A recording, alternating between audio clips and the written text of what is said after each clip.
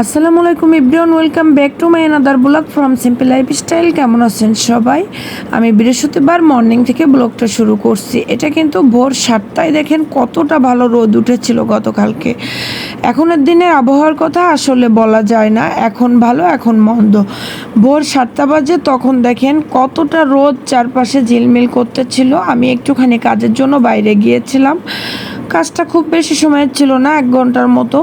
তারপরও আমার বাবাটা যেহেতু ঘুমাইছিল, আমি ওকে বলে গিয়েছিলাম যে দরজাটা লাগিয়ে প্রাইভেটে চলে যাওয়ার জন্য। তা আমি ওকে যাওয়ার সময় ডেকে দিয়ে গিয়েছিলাম। যেহেতু ওর প্রাইভেটটা ছিল 8টার পরে, 8:30টার দিকে ছিল গতকালকে, অন্যদিন 8টায় থাকে। একদিন যেহেতু স্কুল বন্ধ, টাইমিংটা একটুখানি চেঞ্জ হয় আর কি। এই জন্য আমারও একটু ভোরবেলা বের হওয়ার প্রয়োজন ছিল, আমি বেরিয়ে গিয়েছিলাম। আমার বাবাটা পরে পড়তে চলে গিয়েছিল, আমি কেক রেখে গিয়েছিলাম, পানি রেখে গিয়েছিলাম, এগুলো খেয়ে দেন এসে এখানে আমি রুটি তৈরি করে নিব। এর জন্য এখানে সামান্য পরিমাণ লবণ দিয়ে আমি পানি ফুটাতে দিয়েছিলাম। যেহেতু সকালে বাসার কোনো কাজকর্ম আমার করা হয়েছিল না, পানিটা ফুটাতে দিয়ে যে অন্যান্য যে কাজকর্মগুলো ছিল সেগুলো আমি শেষ করে এসে আটার খামিরটা তৈরি করে নিলাম। এখানে কিন্তু 7-8টার মতো রুটি হয়েছে। যেহেতু আমার বাবাটা 2-3বার খেতে পারবে, এর জন্য একটু আমি বেশি করে বানিয়ে নিয়েছিলাম। প্রতিদিন রুটি বানাতে আসলে ভালো লাগে না। গতকালকে যেমন 8টা রুটি বানিয়েছিলাম, এর জন্য এখনও রুটি আছে, সেটা দিয়ে আজকে সকালে আমার হয়ে যাবে।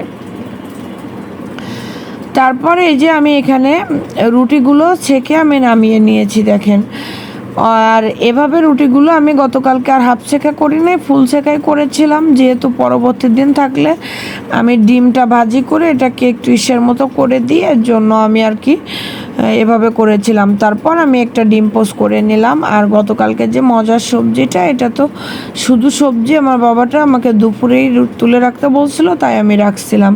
ওর কাছে তো রুটি দিয়ে খেতে অনেক বেশি মজা লেগেছিল আমার বাবাটার কাছে।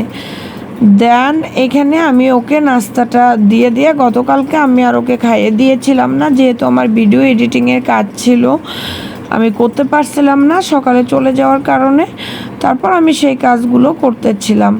আর আজকে আমি এত সকালে ভিডিও আপলোড দিচ্ছিলাম আর ভাবছিলাম যে আমি যেহেতু 10টার পরে ভিডিও আপলোড দিই, আজকে এত সকালে ভিডিও আপলোড দিতেছি, আপনাদের ভালোবাসা এবং সাপোর্ট পাবো কিনা। কিন্তু আমি আসলে অনেক অবাক হয়েছি এবং অনেক স্যাটিসফাই হয়েছি আপনাদের উপর। কারণ আমি একটা ভিডিও আসলে আমার মেক করা ছিল না, বাট একটা করে ভিডিও মেক করে একটা আপলোড দিতে দিতে অন্যটাতে অনেক বেশি ভিউ আসতেছিল। এটা আমার অনেক বেশি ভালো লাগা কাজ করছে। তারপর আমি এখানে সবজিগুলো কেটে ধুয়ে রান্না করতে চলে আসলাম। এখানে চিংড়ি মাছ দিয়ে আমি পেঁপে রান্না করব। আপনাদের তো সেদিন বলছিলামই, আমি চিংড়ি মাছ হলে যে কোনো সবজি আমি রান্না করে ফেলতে পারি, আমার কোনো সমস্যা হয় না।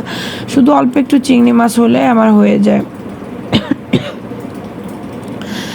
দেন এখানে আমি 1 কাপ পরিমাণ পানি দিয়ে দিয়েছি। এখন চিংড়ি মাছ মশলাটা কষানো হওয়ার জন্য একটুখানি নাড়াচাড়া করে সামান্য পরিমাণ পানি কমে আসলে, মানে মশলাটা কিছুটা কষানো হয়ে গেলে, এটা কিন্তু খুব সিম্পল একটা রান্না, এটাতে আমি কোনো মরিচ গুঁড়া ইউজ করব না। আর পেঁপে সবজিটা খাওয়া তো অনেক বেশি উপকার। আপনারা আমার পেঁপের উপরে যে আস্ত 2টা লম্বা করে ফালি করা পেঁপে দেখছিলেন, হয়তো ভাববেন যে আমি এটাকে ভর্তা দিব, বাট না, আমার বাবাটা কাঁচা পেঁপে খেতে অনেক বেশি পছন্দ করে। আর কাঁচা পেঁপে খেলে গ্যাসের সমস্যা দূর হয়। কাঁচা পেঁপেটা হচ্ছে আটা সহ খেতে হবে, তাহলে আপনার যদি গ্যাসের প্রবলেম থাকে, সকালে খালি পেটে আর সন্ধ্যায় খালি পেটে কাঁচা পেঁপে ছুলে আটা সহ যদি আপনি খেতে পারেন, তাহলে গ্যাসের সমস্যার সমাধান হয়। প্লাস যাদের আর কি পাইলসের সমস্যা আছে, কিংবা আর কি কষা হয়, তাদের জন্য এটা অনেক উপকারী। তারপরে আমি পেঁপের তরকারিটাতে কষানো হয়ে গেলে ঝোলের পানি দিয়ে দিয়েছি। দেন এখানে আমি করতে চলে আসলাম, আমি চিংড়ি মাছ দিয়ে কলমি শাকটা ভাজি করব। গতদিন যেহেতু 5 মিশালি সবজি করেছিলাম, সবজিটা করার জন্য আসলে আমি কিছু কলমি শাক এনেছিলাম। কলমি শাক তো আমার অনেক ফেভারিট, আর কলমি শাকে রয়েছে প্রচুর পরিমাণে ক্যালসিয়াম। যাদের হাতে পায়ে জ্বালা ব্যথা করে কিংবা হাতে পায়ের সমস্যা, সারি মানে হাত পা চাবায়, তারা কিন্তু ক্যালসিয়ামের ঘাটতি পূরণ করার জন্য কলমি শাক খেতে পারেন। বাট আমার কলমি শাকটা অল্প একটু হয়ে গিয়েছিল, অল্প একটু মানে অনেক অল্প হয়ে গিয়েছিল, কারণ আমি ফ্রিজে রেখে দেওয়ার কারণে আমার অর্ধেকটা শাক কেমন নষ্ট হয়ে গিয়েছিল।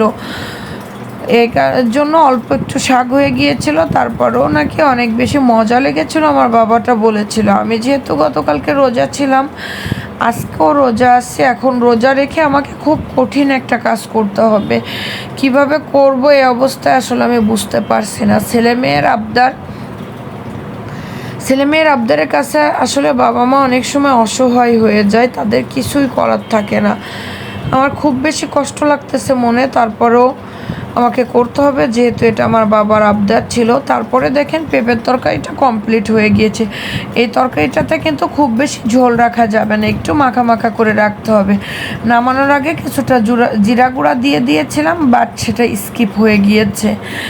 দেন এখানে আমার কলমি শাকটা দেখেন কমে কতটুকু হয়ে গিয়েছে। তারপরও যেহেতু অল্প কিছু গুঁড়ো চিংড়ি দিয়েছিলাম, আমার বাবাটার কাছে তো অনেক বেশি মজা লেগেছে। আমি সন্ধ্যায়ও খেয়ে দেখেছি, অনেক বেশি মজা হয়েছিল।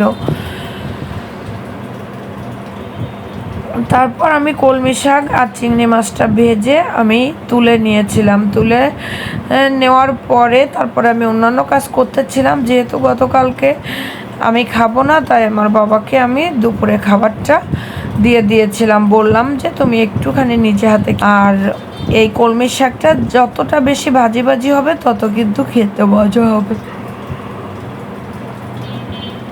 দেন এখানে আমি, আমার বাবার ফ্রিজে আইসক্রিম ছিল, এটা কিন্তু আমার মনে ছিল না।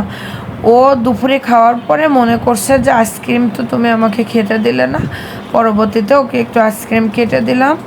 সেটা খাওয়ার পরে আমার বাবাটা বাইরে চলে গিয়েছিল। বাইরে এখনও খেলাধুলার পরিবর্তে ও হেঁটে আসাটা বেশি পছন্দ করে। প্রতিদিন প্রায় অনেকটা পথ হেঁটে আসে, স্টেপ কাউন্টার করে ঘড়িতে করে যায়, আবার আসে দেখি অনেকটাই হেঁটেছে। তাই আমি ওকে আর এখন কিছু বলি না, ওরা একটু হাঁটতে পছন্দ করে এখন।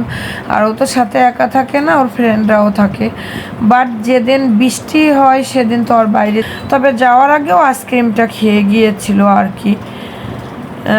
তারপর আমি ওকে সন্ধ্যার নাস্তা দিয়ে দিয়েছিলাম সন্ধ্যায় আসার পর। সন্ধ্যার নাস্তায় আসলে গতকালকে আমি ভালো লাগতেছিল না সন্ধ্যা টাইমে, তাই আমি ওকে চানাচুর ছিল আর হচ্ছে চানাচুর আর কেক ছিল, সেগুলো দিয়ে চা করে দিয়েছিলাম। আল্লাহ হাফেজ, ভালো থাকবেন সবাই, সুস্থ থাকবেন, আমাদের জন্য দোয়া করবেন।